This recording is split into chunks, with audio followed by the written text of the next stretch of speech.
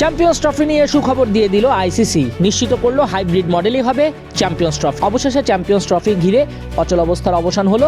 ক্রিকেটের নিয়ন্ত্রক সংস্থা আইসিসি জানিয়েছে ভারত ক্রিকেট দল পাকিস্তান খেলতে যাবে না, পাকিস্তানও তাদের ক্রিকেট দলকে ভারতে পাঠাবে না। 2024-27 চক্রের সব আইসিসি টুর্নামেন্টের ক্ষেত্রে হাইব্রিড মডেল কার্যকর থাকবে। এ সময় ভারত ও পাকিস্তান অপর দেশ আয়োজিত টুর্নামেন্টে নিজেদের ম্যাচ খেলবে নিরপেক্ষ ভেন্যুতে, যার শুরুটা হবে পাকিস্তান ক্রিকেট বোর্ড আয়োজিত 2025 চ্যাম্পিয়ন্স ট্রফিতে। আইসিসির সংবাদ বিজ্ঞপ্তিতে বিষয়টি নিশ্চিত করা হয়।